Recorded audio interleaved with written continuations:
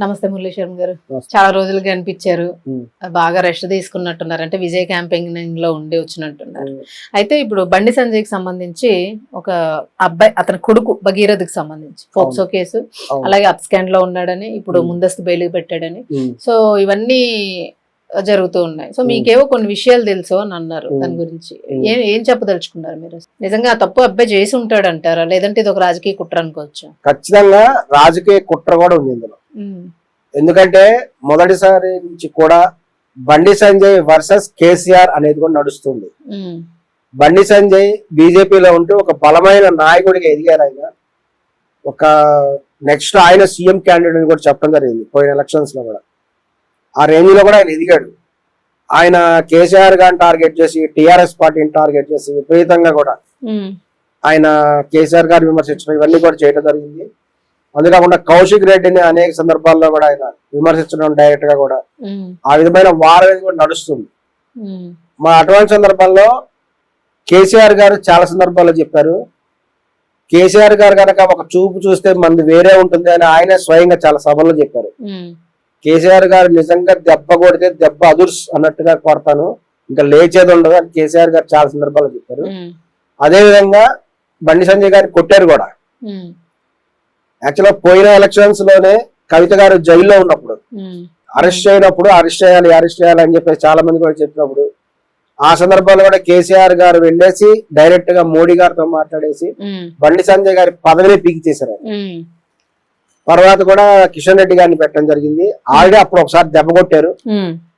ఆ దెబ్బ కొట్టిన తర్వాత బండి సంజయ్ గారు ఇంకా విజృంభణ చేసి టిఆర్ఎస్ పార్టీని, కేసీఆర్ గారిని, కేటీఆర్ గారిని, ప్రత్యేకించి కౌశిక్ రెడ్డి గారిని వాళ్ళ దెబ్బ కొట్టడానికి కూడా తీవ్రమైన ప్రయత్నం చేశారు.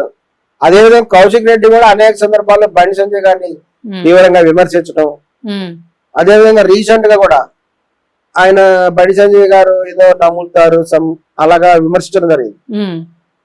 వెంటనే వీళ్ళు వెళ్ళి డైరెక్ట్ అటాక్ చేశారు. వారి కౌశిక్ రెడ్డి కారు అద్దాలు పగలగొట్టడం, అంతకుముందు ఒకసారి ఇంటి మీద అటాక్ చేశారు. ఇవన్నీ కూడా తీవ్రమైన అటాక్ చేస్తుంటే బహుశా కేసీఆర్ గారు బండి సంజయ్ గారికి ఒక లుక్ వేశారేమో అని కూడా అనిపిస్తుంది. ఎందుకంటే ఖచ్చితంగా ఇతను టిఆర్ఎస్ పార్టీ మీద ఈ రేంజ్ లో దాడి చేస్తున్నాడు కాబట్టి తప్పనిసరిగా బండి సంజయ్ దెబ్బ కొట్టాలనే కుట్ర కూడా జరిగింది. ఆ కుట్రలో భాగంగా వాళ్ళు ఈ యొక్క మొత్తం కూడా బండి సంజయ్ గారి గురించి పరిశీలిస్తే వాళ్ళ కొడుకు రూపంలో వాళ్ళకి అవకాశం దొరికింది. ఎందుకంటే బండి సంజయ్ గారి కొడుకు కూడా కొంచెం ఉత్సాహవంతంగా ఉంటాడు. అతను తన తండ్రి ఒక మినిస్టర్ లెవెల్లో, ఇది సహజం అనమాట. ఎవరైనా ఏ పిల్లవాడైనా వాళ్ళ నాన్న ఒక మినిస్టర్, ఒక ఎమ్మెల్యే, రాజకీయ నాయకుడు అని తెలిస్తే వాళ్ళు కొంచెం గర్వంగా పొగరుగుంటారు. ఇది సహజమైన విషయం. సో ఇందులో బండి సంజయ్ గారి కొడుకు ఏదైనా 4 ఆకులు ఎక్కువ వెళ్ళాడు. అతను బాగా పొగరు ఉండి అందరినీ చితకబాదులు ఇవన్నీ చేయడంలో అవన్నీ కూడా రికార్డ్ చేసి ఒకసారి బయట పెట్టారు. అది కూడా టిఆర్ఎస్ వాళ్ళే బయట పెట్టారు. టిఆర్ఎస్ వాళ్ళే బండి సంజయ్ కొడుకు ఏమేం చేస్తారు అన్ని చూసి వాళ్ళు షూటింగ్ చేసి ఒక వ్యక్తిని కొడుతున్నప్పుడు వాళ్ళ కాలేజీలో. మీరు చెప్తున్నది పక్కా టిఆర్ఎస్ ప్లాన్ ఇది. ఇప్పుడు టిఆర్ఎస్ అనకండి, టిఆర్ఎస్ కవితకి వెళ్ళిపోయింది. బిఆర్ఎస్ ప్లాన్, బిఆర్ఎస్ పాత టిఆర్ఎస్ ప్రజెంట్ బిఆర్ఎస్. అయినా కవిత దగ్గర తెలంగాణ రాష్ట్ర సమితి కాదు కదా, ఏదైనా కూడా మీరు టిఆర్ఎస్ అని మెన్షన్ చేశారు కదా. ప్రజెంట్ బిఆర్ఎస్. కేసీఆర్ గారే దెబ్బ కొట్టించారు. తర్వాత మళ్ళీ అతను అందరూ తగ్గకుండా మళ్ళా కూడా కేటీఆర్ గారి మీద, కౌశిక్ రెడ్డి మీద అతను విమర్శ చేయడంలో మళ్ళీ దెబ్బ కొట్టాలని చెప్పేసి ఈసారి అతను వయసు పెరిగింది కాబట్టి ఒక అమ్మాయినే అదే వాళ్ళు కేసు పెట్టారు. హనీ ట్రాప్ అనుకోవచ్చా? ఒక రకంగా హనీ ట్రాప్ అని కూడా అనుకోవచ్చు. ఒరిజినల్ గా జరగలేదు ఇది హనీ ట్రాప్. ఇందులో అమ్మాయి తప్పు కూడా ఉంది. ఎందుకంటే ఈ అమ్మాయి అనేక సందర్భాల్లో అతనితో కలిసి వెళ్ళింది కదా, ఆమె ఇష్టపూర్వకంగానే వెళ్ళింది. ఎక్కడికి వెళ్ళింది? అనేక చోట్ల అతను వేరే రకరకాల ప్లేసెస్ తిప్పడం జరిగింది. హౌస్ లో తిప్పడం జరిగింది, విహారయాత్రలు తిప్పడం జరిగింది, లాంగ్ ట్రిప్లు, షార్ట్ ట్రిప్, అన్ని ట్రిప్లు వేసుకున్నాడు ఆయన. ఆ అన్ని ట్రిప్లకు ఆ అమ్మాయి ఎందుకు వెళ్ళింది? ఉద్దేశపూర్వకంగా వెళ్ళింది కదా, ఇతను బలవంతంగా తీసుకెళ్ళలేదు. మరి ఉద్దేశపూర్వకంగా అమ్మాయి వెళ్ళినప్పుడు హనీ ట్రాప్ ఎలా? మరి హనీ ట్రాప్ ఇతను ఆమె ఏదో చేసేదానంటే కూడా కరెక్ట్. అంటే ఏజ్ అట్లా ఉంది కదా, 17 ఏళ్ళు అవడం వల్ల ఇప్పుడు పోక్సోకి అవకాశం. కానీ ఏంటంటే చట్ట ప్రకారం ఏంటంటే పోక్సో చట్ట ప్రకారం తెలిసి వెళ్ళిన, ఇష్టపూర్వకంగా వెళ్ళిన, ఇష్టం లేకుండా వెళ్ళిన పోక్సో అనేది చట్టం వర్తిస్తుంది. అది నేరం కిందకి వస్తుంది. ఒకవేళ ఆమె మైనర్ అయినా సరే ఇష్టపూర్వకంగా కూడా శృంగారంలో పాల్గొంటే కానీ అవతల వ్యక్తి మేజర్ అయినప్పుడు ఖచ్చితంగా అది కేసు అవుతుంది. ఫోక్సో చట్టం అలా ఉందన్నమాట. సో ఇప్పుడు వాళ్ళు ఏంటంటే ఆ అమ్మాయి రూపంలో బండి సంజయ్ని దెబ్బ కొట్టారు. రీసెంట్ గా కూడా అతను కౌశిక్ రెడ్డి వాళ్ళ ఇంటి మీద వాళ్ళ ఆఫీస్ ఎక్కడో దాడి చేసి కారద్దాలు పగలగొట్టి ఇదంతా చేస్తే ఇక బండి సంజయ్ రెచ్చిపోతున్నాడు, ఇతన్ని తొక్కేయాల్సిందని చెప్పేసి టిఆర్ఎస్ ప్రజెంట్ బిఆర్ఎస్ కేసీఆర్ గారు వేసిన మాస్టర్ ప్లాన్ ఇది.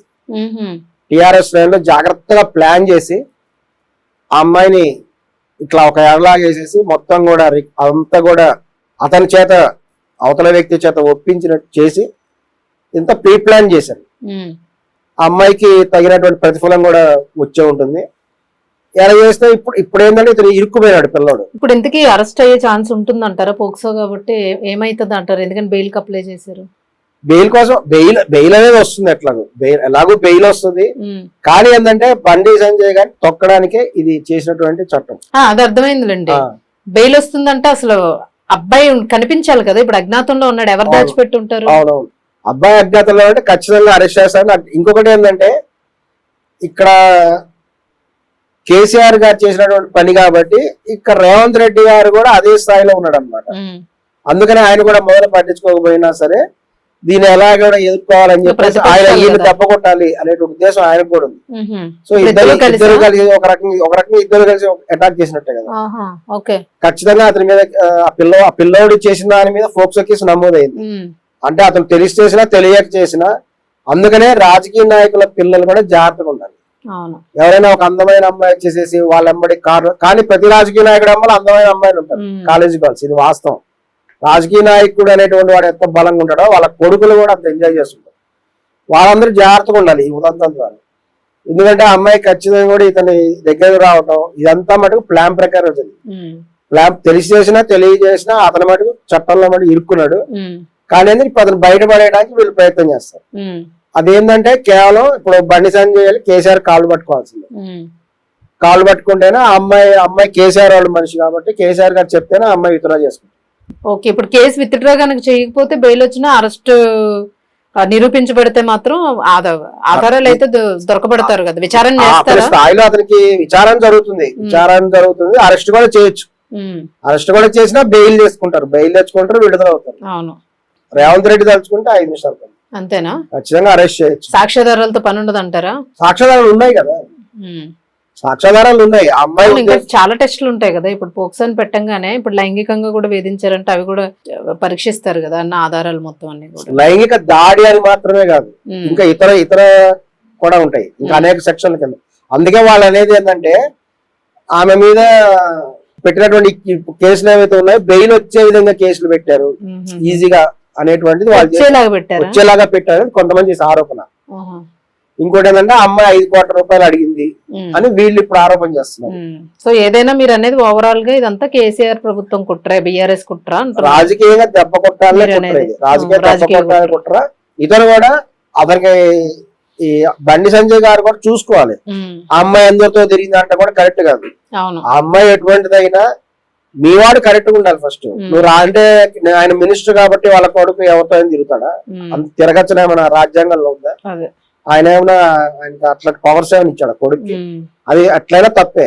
బండి సంజయ్ ఎప్పుడైనా తన కొడుకును కూడా అదుపులో పెట్టుకోవాల్సిన అవసరం. ఒకవేళ అది నిజమని నిర్ధారణ గనక అయితే ఖచ్చితంగా ఆయన దానికి చట్టం ప్రకారమే పోవాలి. లేదనంటే ఇన్నాళ్ళ రాజకీయ చరిత్రకి ఇది పెద్ద మచ్చ కింద నిలిచిపోద్ది. మచ్చ కిందనే ఉంటుంది. ఏదైనా దెబ్బ అదృష్టి కదా అన్నాడు కేసీఆర్.